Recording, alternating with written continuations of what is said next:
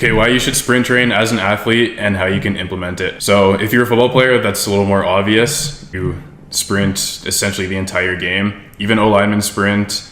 Skilled positions, they sprint all the time. Sport like basketball and volleyball might be a little bit less obvious why you should do sprint training. In a quick summary, sprint training will increase your vertical, absolutely.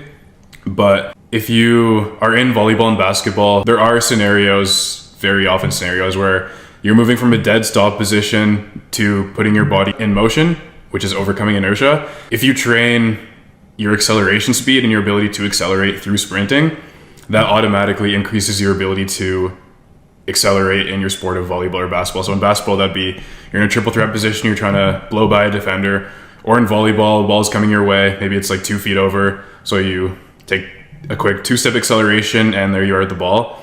Doing sprint training will make those small differences between, say, the ball hitting the ground in volleyball or you hitting it over the net. Can you think of any?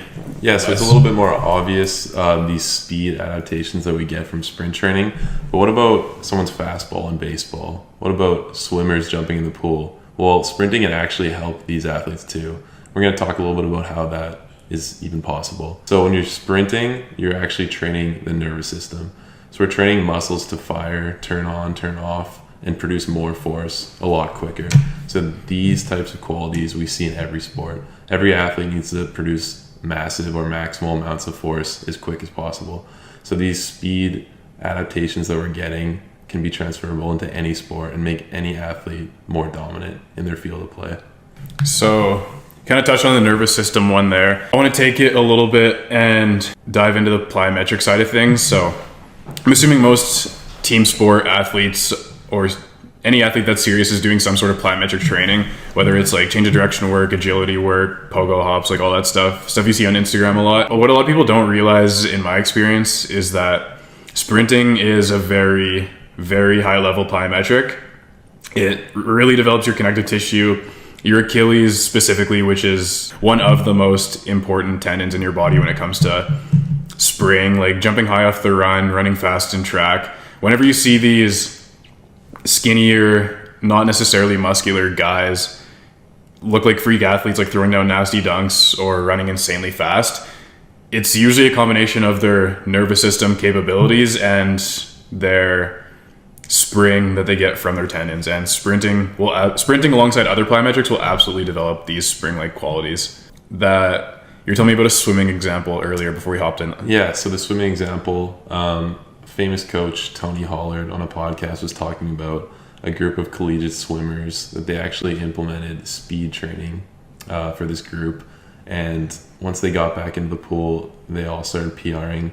It wasn't world-class performances, but a huge improvement from where they were at, and set a few school records that year with that specific swimming group.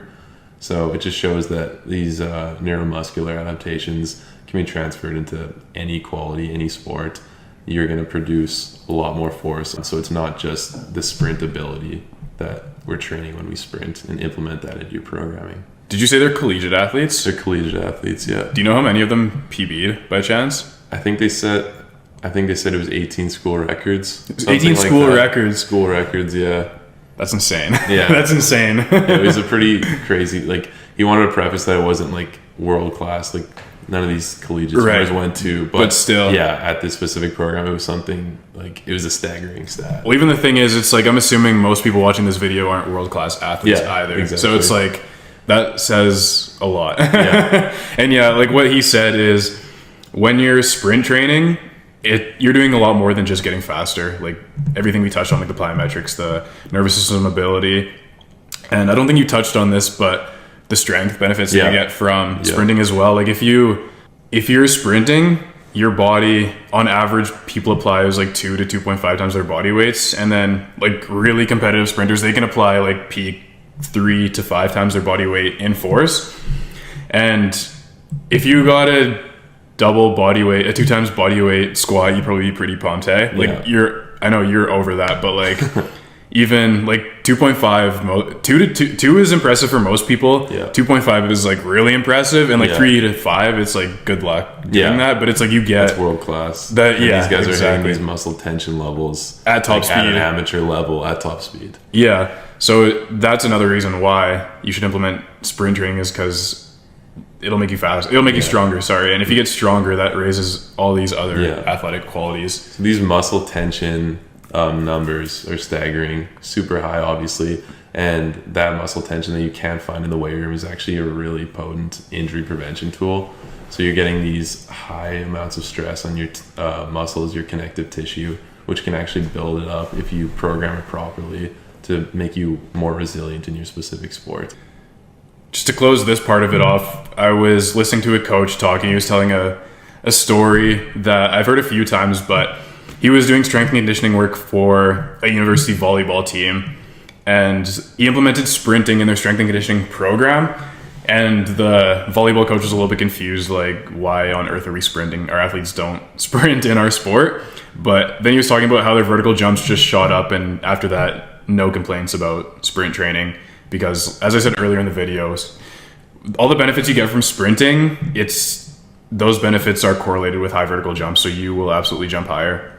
So how can athletes go about implementing speed training? Maybe start with, like, how would a track athlete implement speed training? That's obvious. Yeah, so we can talk about that and then just talk about how we would program that a little bit differently. So we're not going to have a complete overhaul of your training and train you exactly like a track athlete. We're not going to be on the track every training day you have. We're just implementing this stimulus into your program to touch these levels and get all the benefits that we talked about earlier. So I guess a track athlete's typical week, we could say maybe they do an acceleration based day on Monday. They would mix in, I don't know, a resisted acceleration day on Wednesday, and then maybe touch top speed on Friday. That would be kind of a basic early season programming of a speed plan for a track athlete. But for different athletes, I think we could program it a little bit differently. So maybe introduce some of that top speed stimulus or acceleration work before doing some other sport specific work. So like in the off season? Exactly. So in the off season, we could build our plan around this speed development. But even when you're working on things like your vertical jump for volleyball, say, you could warm up to 100%, get your body completely ready, do a little bit of sprint stimulus, and then get into some more jump work, plyo work, and then move into the weight room. So you're getting that potent stimulus, but you're not really changing too much of your programming. Yeah, and even to jump in on that, like you said, you do your sprint program and then jump into plyos and then weights. It's like, if I had to put money on it, I would assume like all serious athletes that are training for something are doing like plyometrics and weights. Yeah. So it's like, when we say train like a sprinter, that essentially comes down to doing sprints, doing plyometrics, and doing weights. And it's like most athletes are already doing 2/3 of that, the plyometrics and the weights. So really all you need to do is implement the sprints. And if that means, because obviously you don't want to just like add sprints on top of what you're doing, because that could be too much volume, overtraining, all that. So maybe that means backing down on the weights a bit, adding in sprints, doing a little bit less plyos than what you're doing, adding in sprints, or temporarily decreasing some of your sport specific agility work and adding in sprints. You don't want to completely ditch all your sport specific skills and the stuff you're doing just to train like a sprinter, because what good are you at your sport if you're really athletic but you can't dribble well, you can't shoot well, you have no volleyball skills? So just keep that in mind as well. So what Dawson said earlier about a track athlete is like, maybe they do 2 acceleration days a week and then a top speed day 1 day a week. So if you're a basketball player, you don't have to do, or volleyball player, whatever, you don't have to do 3 of those a week. Maybe it's just like you do 1 acceleration day during your week and 1 top speed work day during your week, and that's all you do for sprinting. That's all you can fit in. That's fine. Like, as long as you're doing minimum 2 days a week sprinting, you will see incredible results. So say you do acceleration on Monday and top speed on like Thursday or Friday, and then you just train as you would otherwise, you'll see incredible results. Yeah. And then a typical athlete, I think you're going to warm up adequately for your workout, and you're going to maybe mix in plyometrics before your weights. You could sub out that plyometric section, like you said, for a few sprint reps, and you don't have to do a ton of volume. Obviously, as a volleyball player, as a basketball player who hasn't introduced this, a little bit of stimulus is going to go a long way. So your training age in sprints in general is probably fairly low, considering you're sticking more to your sport specific training. So you can add this stimulus before your weight training or even before practice once you get up to speed, and it doesn't have to kind of overhaul your full workout program. All right, thanks, Meta Monsters. Make sure you like, subscribe, do all the YouTube stuff. Leave us a comment if you like this type of content, and check out other socials below.